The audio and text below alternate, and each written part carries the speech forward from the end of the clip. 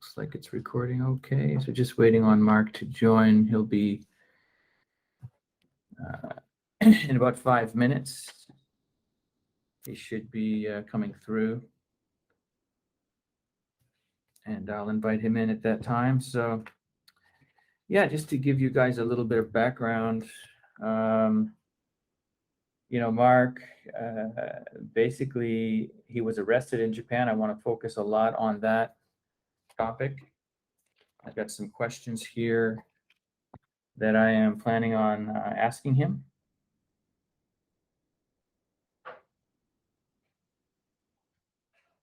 Getting some, real answers to questions that people might have when, I did some videos on being in prison, going to prison in Japan, getting arrested in Japan. A lot of people thought that was BS, or that what I was saying was not correct, or that it's probably only certain prisons. Well, you guys might be right, but let's talk to an actual guy who has actually been in Japanese prison to see if it's actually true. So looking forward to this. It should be about a 30-minute call. After the call, I'll be creating some content or some videos, some short clips from the video to put up on TikTok for you guys. But if you have a question now that you want me to share with him or ask him, drop it in the comments, and I'll try and ask that question during our conversation. I've never spoken with him before, so it's pretty interesting. And it says Golden Week. Oh, it does say Golden Week? Oh, really? Thanks for the heads up there, dude. Golden Week. Not sure how to actually change it. Let me see here.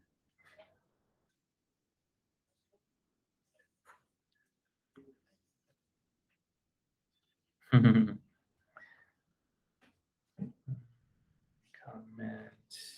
admin settings, live intro.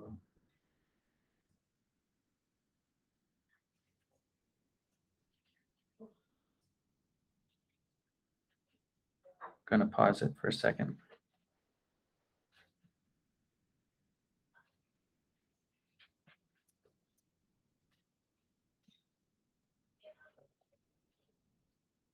It's live intro.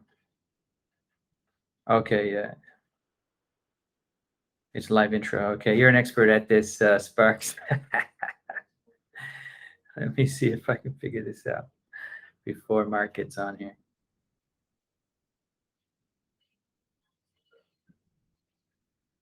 Live intro, edit. Okay, I got it.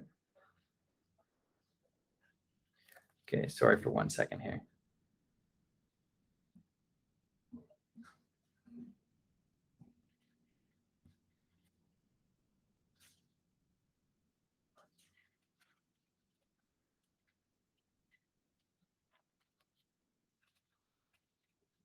How's that? Hopefully that's better than previous. How we doing? We're 4 minutes, so we'll see if he gets on. Okay, cool. Yeah, thanks for the likes, boys and girls. Yeah, I'm not a professional news anchor. I have very little experience interviewing this type of person, although I do multiple brief interviews a day as a recruiter, so I'm quite familiar with speaking with people. But this is a topic I'm pretty interested in, and I hope it creates some educational content for everyone out there. There might be some people as well that had Bitcoin in Mt. Gox when it went bankrupt, and I'm sure there's some people out there that have questions about where that went.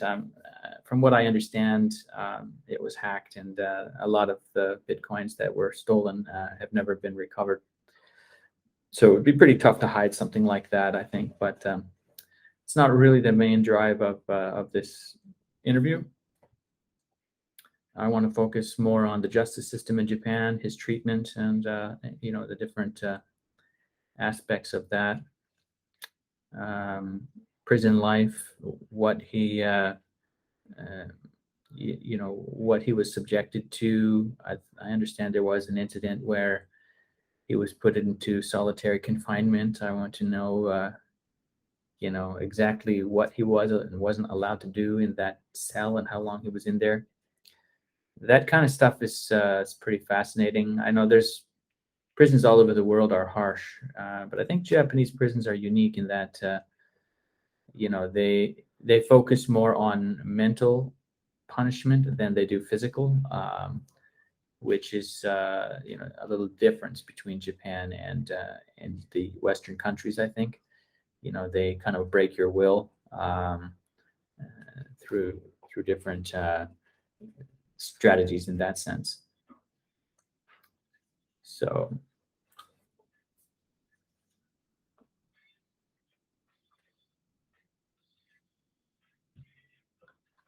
okay, we have 1 minute and counting. So if you're in the live, please hit the like button. Let's kind of promote this as a live event. And if you have a few minutes this afternoon, please stick with me and get into the Q&A with Mark. By the way, these are some of the topics and questions that I plan on asking him.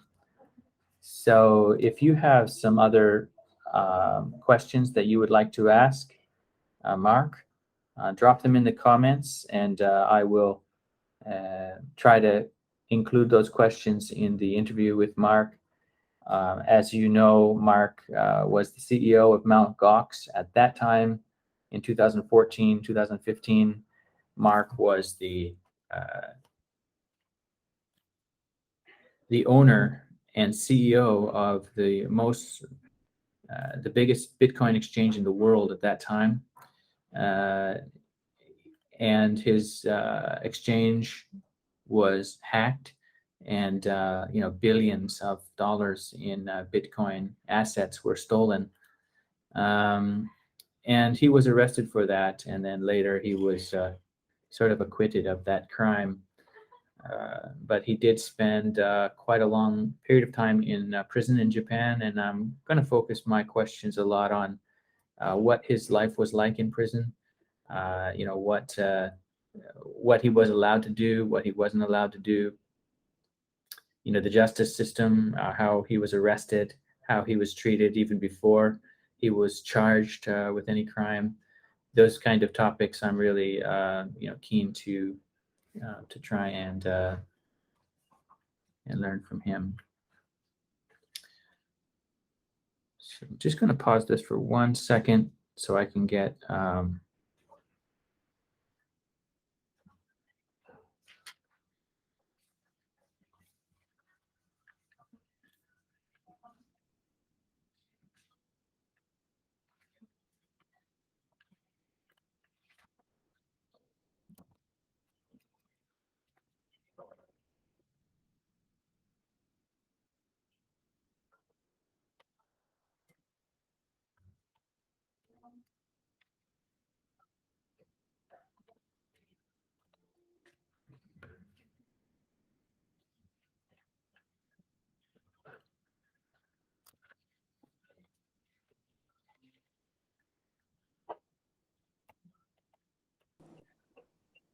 Hello?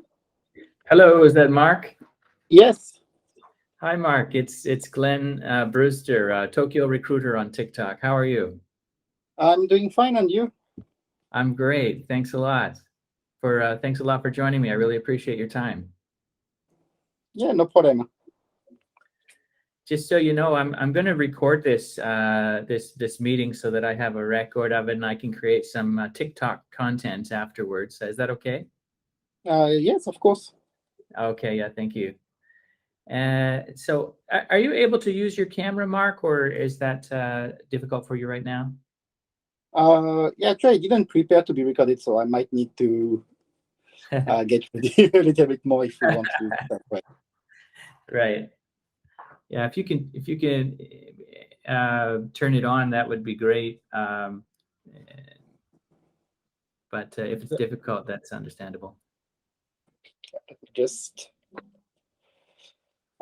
check a few things, but should be okay. All right. Okay. Yeah, I see you now. Yeah. Yeah, Thanks for joining. I really appreciate it. yeah, no problem.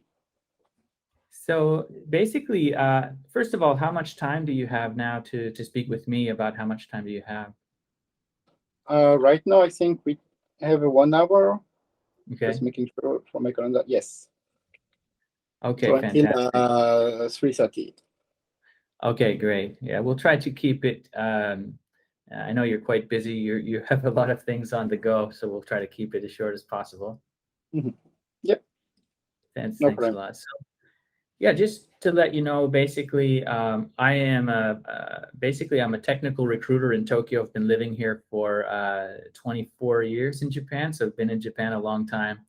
My day job is recruitment headhunter, and in my free time, I also run a TikTok channel that focuses on life in Japan. And recently, I've been doing a lot of videos on the justice system, and I Mhm. have one video on the prison life in Japan, and I did another very popular post of Carlos Ghosn, his experience and his arrest and his escape from Japan. And of course, I followed your story as well, which is a fascinating story as well. So there's a lot of questions I get in my comments, and a lot of things that people are saying this is true or this is a myth, things like that. So I'd really like to focus mostly on that. Okay. Um, but I also want to learn a little bit about what you're doing these days, your current activities, your company. On LinkedIn, it's called Shells. I'm kind of interested to know a little bit about what you're doing and professionally. Also want to hear just a summary because a lot of people they don't know the story of Mount Gox, what happened there, and your involvement in that. So maybe a brief summary of that as well, sort of building up to the story of your arrest and then what happened after that. Yeah, of course. Yeah, great. So yeah, quite a few things we can talk about. I'm not sure we're going to have enough time, but Yeah, hopefully it might we'll be be too okay. much to cover in a short period of time. Yeah. So maybe let's just start with what you're doing now. Is your main activities revolved around this shells.com organization? Actually, I have another company in Japan which is called Karpeles Lab, Okay. uh, where I do basically research and development, which does include the system we made for shells, which are still managed here. Right. That was a couple of years ago, I think. Hmm. And I'm so basically doing a lot of research and development for different companies. So a lot of it, of course, I cannot talk about. Sure. Uh, but it revolves around technologies, building new things. Recently, we also get a lot of NFT requests. Right. Also involve building applications. Mm. We do have a system for artists, which we published under pxl.jp, Hmm. which is basically a system for artists to create their homepage, publish music, Hmm. create a fan club, or sell goods, or whatever they want to do I see. very easily and without having to front anything. Right. So, still building things. I mean, before Mongox, I was also building things and creating services like this. So, Right. basically, it's going back to the roots, except with a lot more crypto because Right. a lot of people come to me about crypto for some reason. Yeah, absolutely. You're certainly an expert in software development, and then at the early days Mm. of developing around Bitcoin and cryptocurrency and that kind of area. So I'm sure you get a lot of requests from people to help out with different projects. Yeah. So can we go back in time and talk about Mount Gox? I guess it was right around 2013, 2014 when it started or when you became involved in that. Yeah, basically I started Mongox in 2011 actually. So Mongox itself was created by Mark Karpele in 2010, and the transferred it to me in early 2011. Mhm. From that point, well, I was already in Japan because I actually moved to Japan in 2009 and doing various things. When I took over Mongox, I didn't expect this would take so much time, but starting Mm. from day one, it became 100%, maybe I should say 150% of my time Right. on working on Mongox. Mhm. And at that time, it was basically the only Hmm. legitimate way to convert fiat currency into Bitcoin. Is that correct, or were there other ways to do it at that time? That, well, of course, it depends what you mean by legitimate, because there were also other ways to exchange bitcoins. And while Mongox, for a long time, has been the longest existing Bitcoin exchange, there were a number of other websites and services providing Bitcoin exchanges. Some only lasted for a few months, sometime less, while some were here for a longer time, but were less, well, maybe more opaque. Mm. So you had, for example, this website which offered exchange between various currencies such as Liberty Reserve and so on, and which included Bitcoin. Mm. So of course it was much cheaper to go on Mongox and use Open Ledger, find, place an order, or Right. buy market directly. Uh, Mm. but there were different ways to buy Bitcoins. It must have been pretty. I guess when Bitcoin was, a few dollars, it was quite a different story from when the price rose up to $35 and $40, and suddenly the price was booming, and therefore the interest in the public became a lot stronger as well. And I guess that's when you found a real influx of new interest in customers, and the company became big very quickly. Yes, actually, the first thing that happened is right after taking over Mongox. I think it was in the Times magazine. Bitcoin was, an article about Bitcoin was published, and this brought the number of customers from about 3,000 to 60,000 in less than a month. Right. So quite quickly, I couldn't do this alone. I had to hire more people. And it was still at the very beginning. I was still using the system provided by Jet at the time, Right. uh, which turned out to have actually quite a few issues. And in June of 2011, the system actually broke. Yeah. Basically, someone managed to get inside. So I had to stop everything and spend the full week to rewrite everything. Wow. It must have been. I can't even describe it. How much pressure that would be for a young engineer to be responsible for so much money. Because I Yeah, think cold wallets and that kind of thing didn't really exist. not at the time. So basically, I would manage Bitcoins using different wallets, using different level of encryption. Mm. So deposit and withdrawals could be managed quickly, while larger transfers would need a manual approval, all these kind of things. Mm. Mm. Like over time, I did improve things quite a lot, but the original Mongox actually didn't even have any kind of encryption for the private keys. Right. The Bitcoin software didn't provide encryption yet either. Right. So, of course, this was really insecure. So when I switched to my own system, I implemented encryption very quickly. Hmm. Uh, so I switched on the new system in June. I had to build something in less than a week. I did keep the Bitcoin wallet, I think, for another 3 months. I made the switch in September. Right. But from that time, I didn't expect Mongox to grow so quickly Mm. and so large.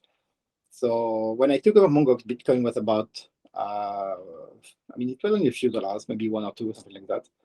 And Mm. in June, when Mongox was hacked, Bitcoin went to $30. Right. So that was something like a 30 times explosion in price. Right. That tends to happen, and I think so. Can you describe? I mean, for I think most people watching would be laymen and don't really understand clearly what happened there. And I've been reading, and I've watched a few videos of yourself being interviewed about the topic. And even for me, it is a little bit tricky to try and figure out what happened. And now at that time, it was very unclear. Of course, the U.S. authorities, the Japanese authorities were all um, confused, and I guess you were the easiest person to point the finger at and start the Yeah. investigation from there. And now, years later, we kind of have a bigger picture of actually what happened at that time. But can you walk us through, now that we know what happened, what did happen there? Yes. So first, I guess I will need to explain a bit more about Bitcoin, Yeah. uh, or maybe find a way to explain this. One thing you could see the way Bitcoin works is kind of like deposit boxes. Hmm. So when you have a Bitcoin address, it's actually a deposit box. So if you give the address to someone, they can send you Bitcoins by depositing inside the address, but nobody can take the contents without the key. Right. So you have this big system, which is called the blockchain. Everyone has their own keys. And Hmm. when they want to send Bitcoin to someone, they will use a key to open the box, Yeah. give the content to someone else. Right. What happens specifically with Mongox is, uh, at least I don't have all the evidence yet, of course, Yeah. but it seems likely that the old system was hacked. Someone managed to keep a copy of all the keys that were Hmm. there until September. Right. What they did after that, of course, Mongox switched to a new system. The keys were encrypted. Nobody could touch this anymore. But if you had the key, you could still open the box Right. because it's still the same box. Hmm. And Sure. what the hacker did is, over time and slowly, take contents from the Mongox bitcoins. I see. Hmm. We didn't notice this, partly because Mongox was very busy handling all sorts of problems between regulations, lawsuits, technical issues, and so on. Right. We also had an issue which is called transaction malleability, which happens when we send a transaction to someone. Basically, Bitcoin will give you a transaction ID, but the transaction ID may change before the transaction is inside the blockchain. Okay. So unless you track your transaction another way, you basically lose track of the transaction. Mm. So that turned out to be not that big of an issue, but it was still one way people managed to steal Bitcoin from Mongox. Right. And it also, because of the sheer number of transactions that happened on Mongox, it took a long time to find out exactly what happened. You're right. Uh, Mongox went into bankruptcy in 2014, Hmm. and we finally found out what happened in 2016. So it took more than 2 years with various law enforcement experts Right. and many, many people looking at all the transactions and what happened. Hmm. So we had something like maybe 1 to 2,000 transactions a day. Uh, Finding exactly what is supposed to happen and what was not supposed to happen Hmm. uh, was very complex. Right.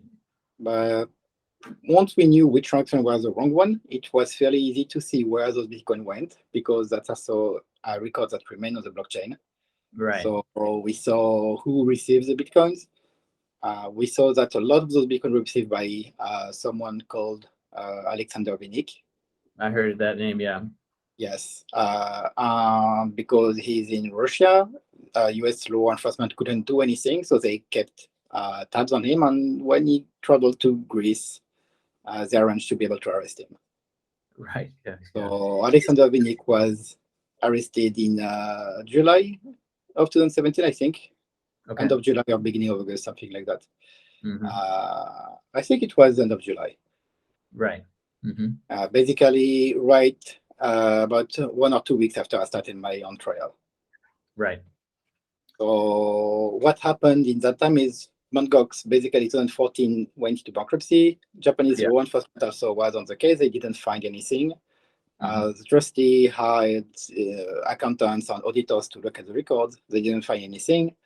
I did also work on this and couldn't find anything because it's a huge number of records and information. It takes time Yeah. to go through.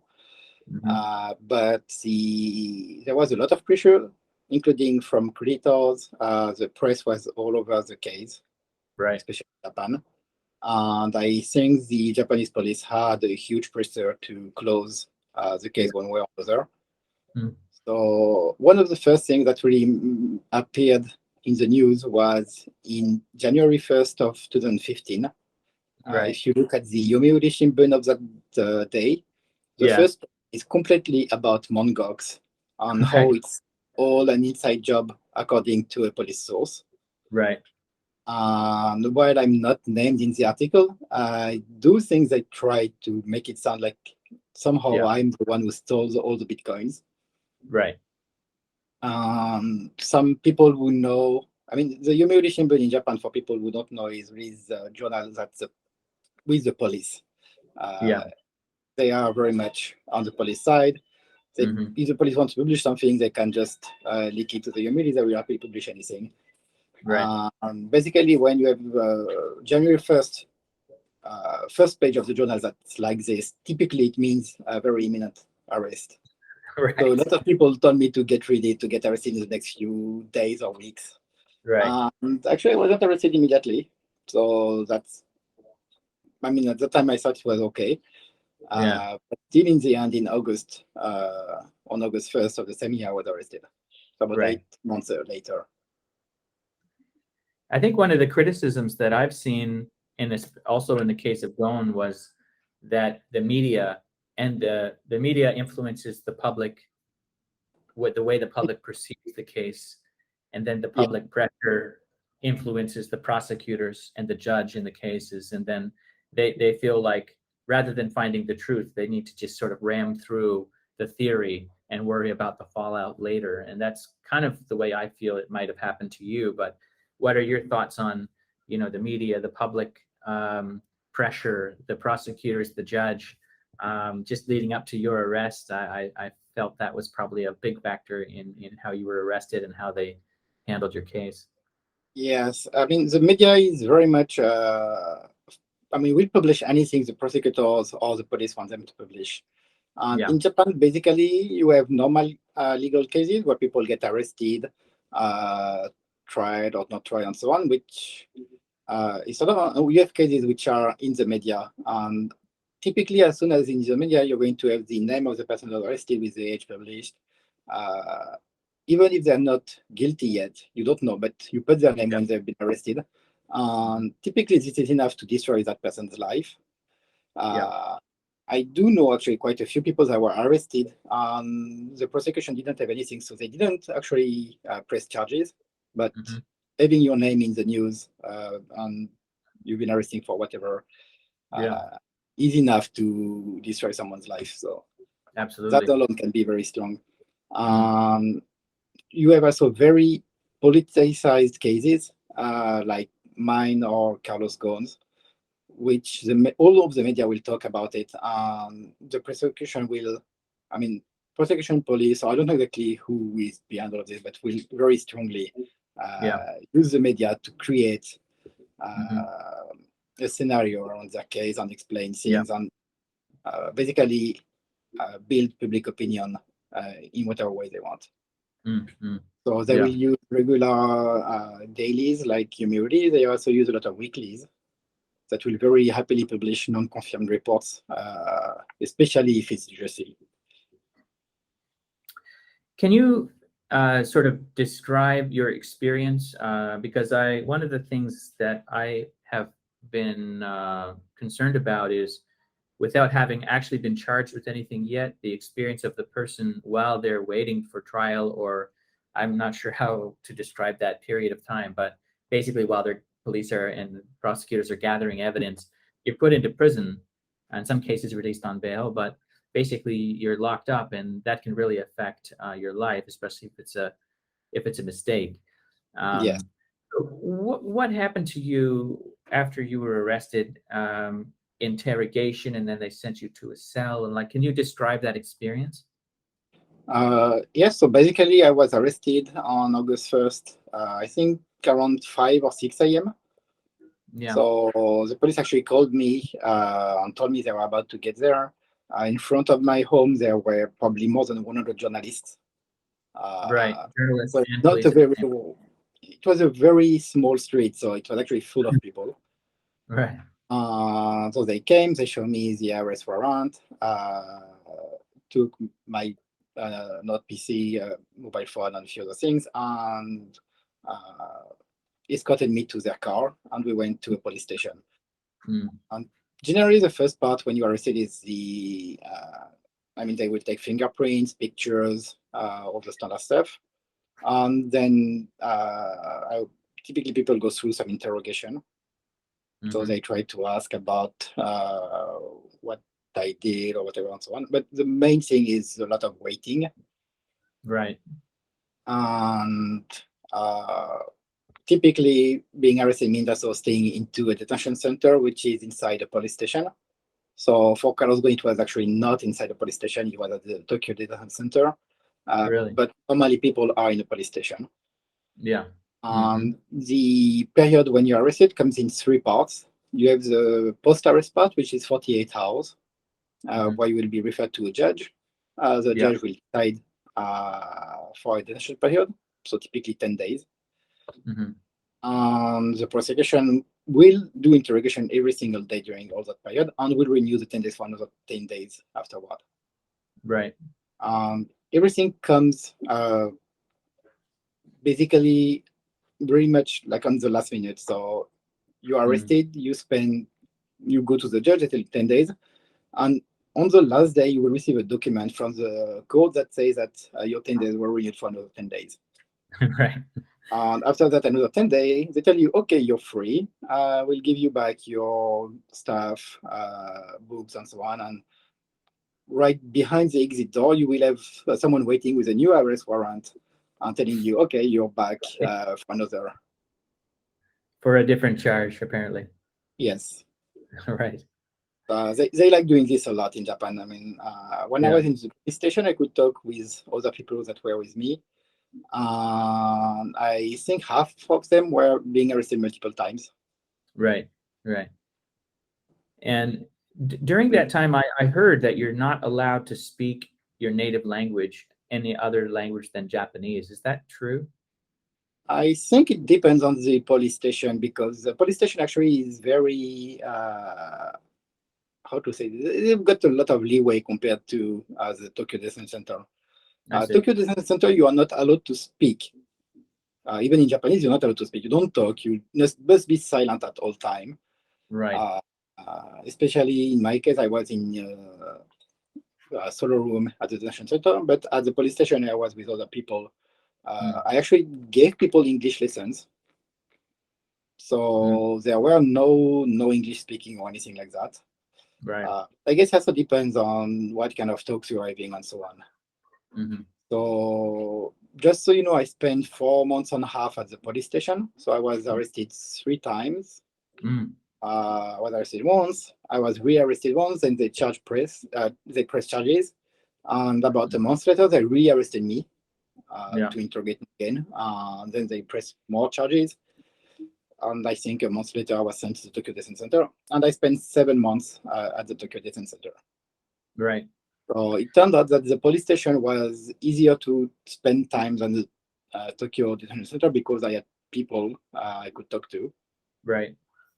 Which helped a lot because, I mean, people, we could talk about what they did or just random things like I gave English lessons just to pass time. But yeah, one thing that's very difficult in that is that you don't know how long time you're going to be spending there.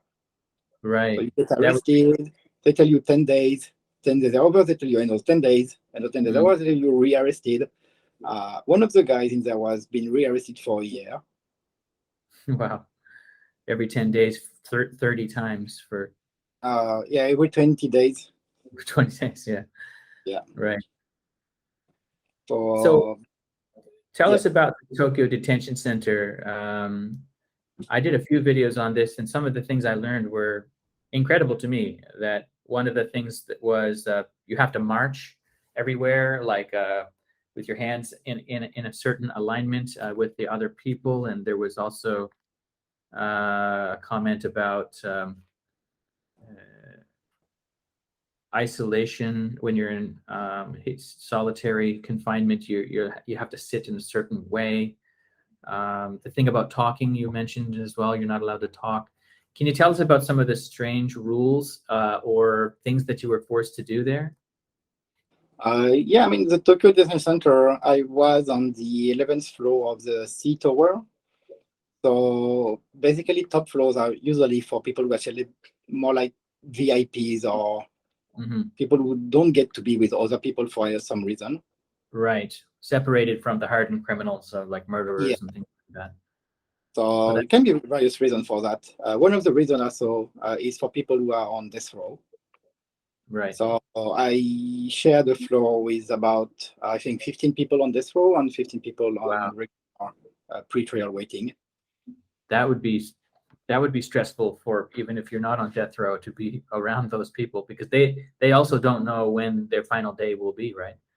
Yes, basically, this is the floor for people who are waiting for judgment. Mm, So for people on death row, actually, what happens typically is when the court decide to put them to death, mm, they don't do the putting to death immediately. Basically, they are detained, but they are not uh, judged properly yet. So it needs to go through the Ministry mm, of Justice first. right. So they have the same status as people waiting for judgment. Hmm. Um, we were in the same place. Mm, mm. And Well, the that, only thing that really differentiates them, I mean, on this floor, we had 66 rooms. Each room is one person maximum. You're not allowed to look at other people. mm, The only thing that really differentiated people on this floor were they were allowed to watch DVDs on the mornings. Not every hmm, day, but some days. right. So looking at the other room, I could see some rooms which had a screen and a TV. And first, when Hmm. I asked why I didn't get to watch TV, Yeah. the guy told me that it doesn't concern you. Be quiet. Right. They didn't Right. explain anything, and it took me some time to find out about why those people get to TV and not so other people. Yeah, I think I was saying earlier that the difference between the U.S. or maybe Western systems of justice. I'm from Canada, but is almost like physical punishment versus psychological punishment. Like in Japan, part of the punishment is psychological, like not allowing Yeah, you to speak to people, not knowing when your last day might be, not allowed to look at others, and you're thinking why, even if there's no reason, that could be part of the reason why there is no reason, because that in itself makes you crazy, right? yeah. Yeah. So most of the things, no talking, no making sound, no making music, of course. When you go outside, you need to first wait in front of your room. They will check if you don't have anything. Then on the outside, you have lines you need to walk on. Right. Uh, you're not allowed to look at the sides because you'd be able to see people. Hmm. That didn't stop me from having some glances and trying to understand a bit more about the people around me. Right. I guess anyone would do that anyway. You get to shower twice a week in summer and 1.5 times a week in winter. Okay. So basically, one week you only shower once, and the next week you shower twice. Right. Right. And And there's there's some. a time limit for eating as well. Yes, of course. You have your own bowls and stuff inside your room. So when it's time for eating, they tell you need to get the big bowl and the plate. So you put this outside, and the guys will come and just give you food. Mm, Then you need to eat before they come back to uh, get back anything.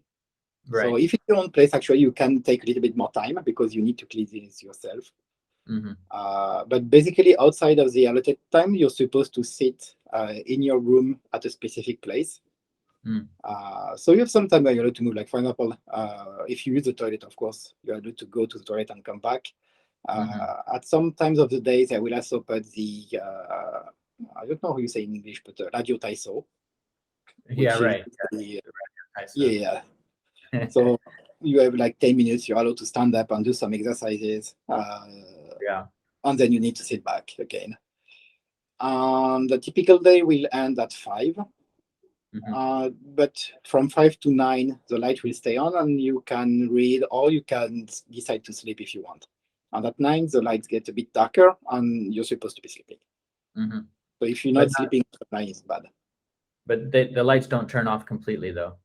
No, they don't turn off completely. And actually, when you're sleeping, you look at you're right, you have the light right in front of you, and you can see also they've put a camera in the ceiling, Uh-huh.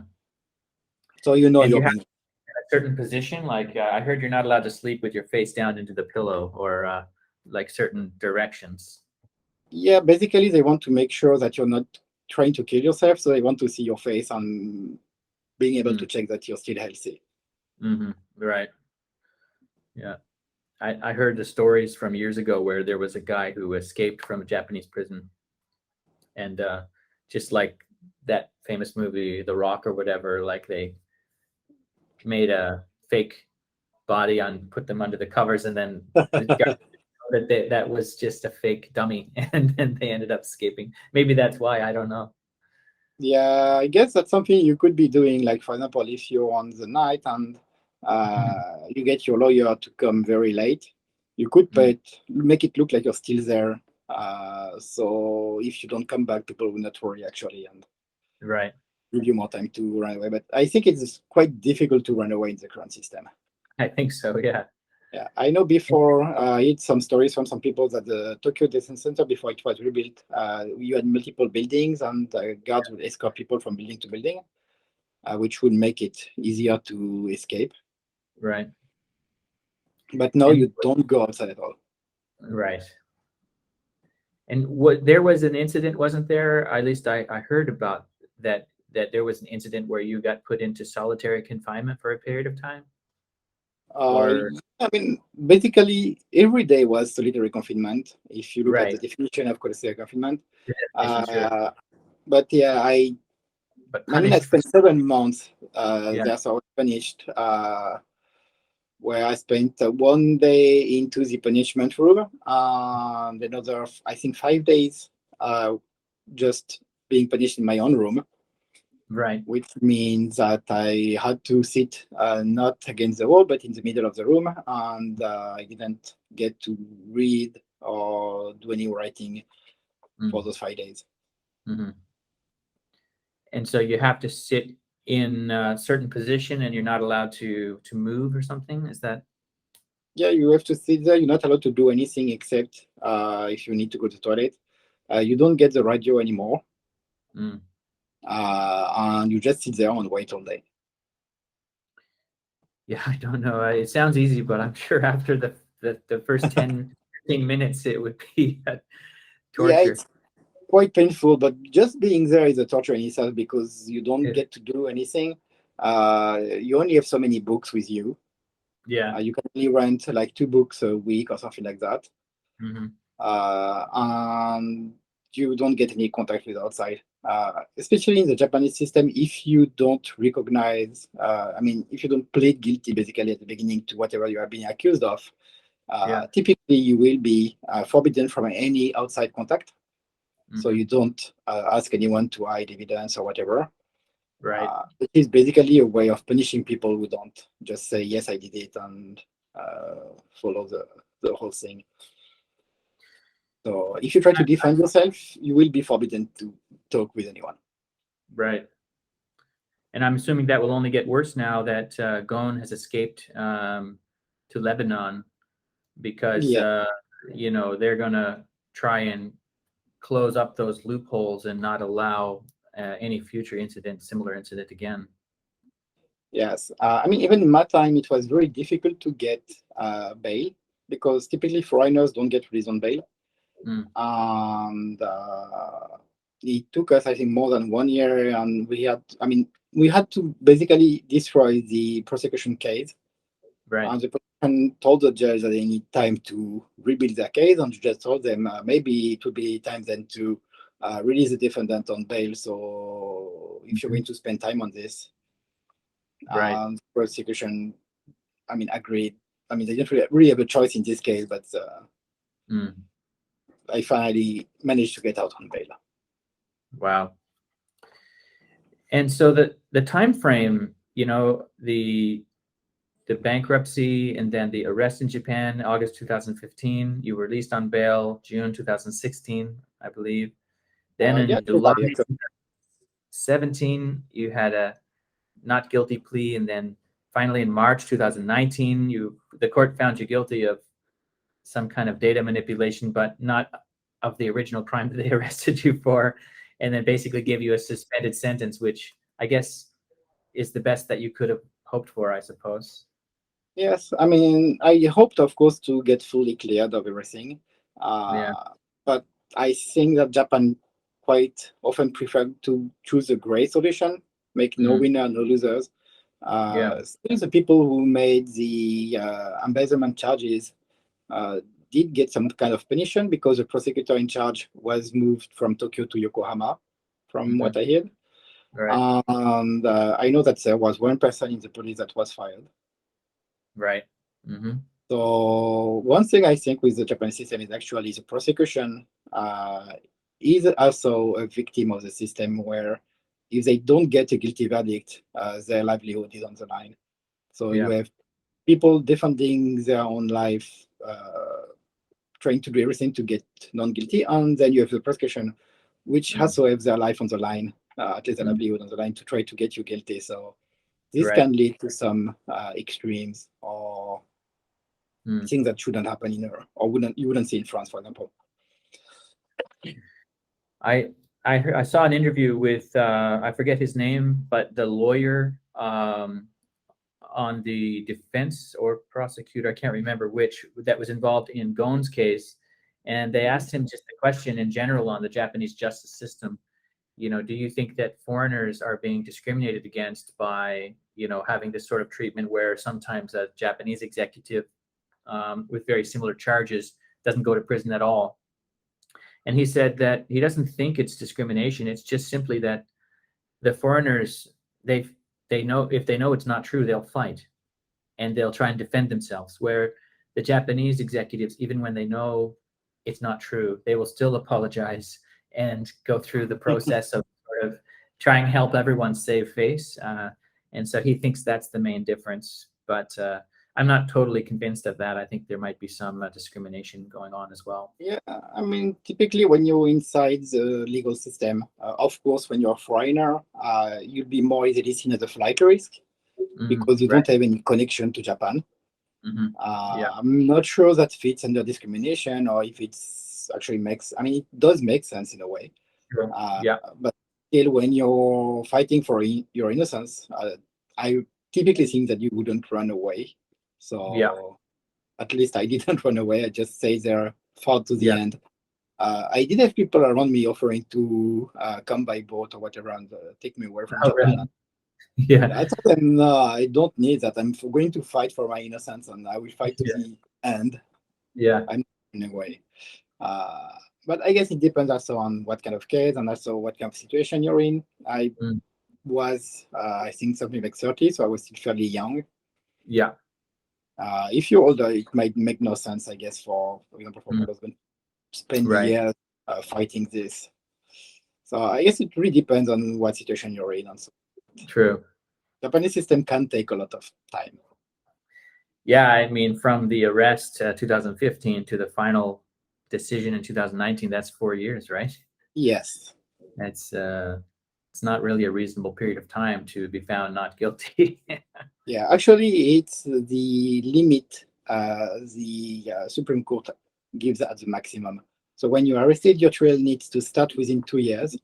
Hmm. And if it doesn't start within 2 years, the Supreme Court will look at the case and check what's happening and why it hasn't started yet. Oh, really? So they Yes. had no choice but to make some kind of decision at the end of that 4 year period.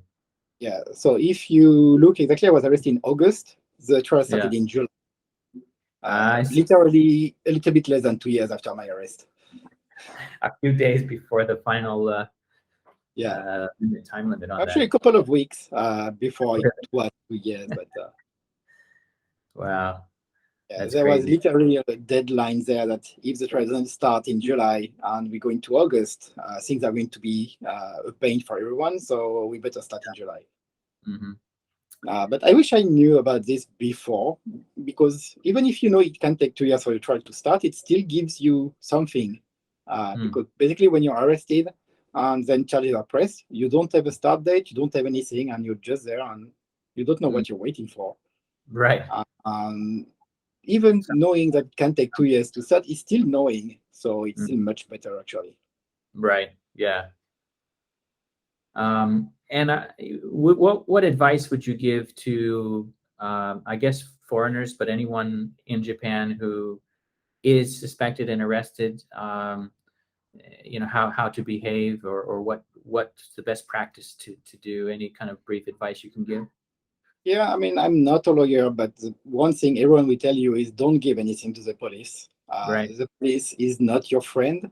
Mm-hmm. They will try to make it like, yeah, don't worry, you are arrested, but if you tell us the truth, whatever you tell them will be used against you. I mean, it's the Right. same as in US, but they don't need to tell it to you when they arrest you. Right. Right. Uh, so you The can Miranda talk to right. them, but don't sign anything because whatever you sign uh, might not even be what you said. Mm-hmm. Um, you don't want to sign anything. Right. Mm. Right. Whatever you do afterward, when you go to court, if you didn't sign anything, the lawyer you hire will be able to choose whatever is best legal strategy. But if Mhm. you did sign anything, it will be coming up in court, and it might make it impossible to change strategy or do anything. Right. Right. Yeah, that's fantastic advice. I Yeah, think that's the main thing. in some cases, if you actually have done something that you feel like, I think a lot of foreigners will come to Japan and they'll think, "Oh, shoplifting isn't a big deal," or smoking pot or something isn't a big deal, and then they get caught for that, and then they try and fight it. My advice to those people is just to simply apologize and confess and try and get the mercy, especially if they have evidence, right? Yeah, Um, if you did rather something, than you can fighting. say you did it, but still you don't need to sign anything. Right. Yeah. Right. You Yeah. can agree, but you can say, yeah, I'm a foreigner. I don't understand. You want me to sign something in Japanese? I'm not going to sign it. I want my lawyer. Right. Uh, Yeah. Whatever happens anyway, your lawyer can also directly negotiate. If you did shoplifting or something like this, that's fairly simple.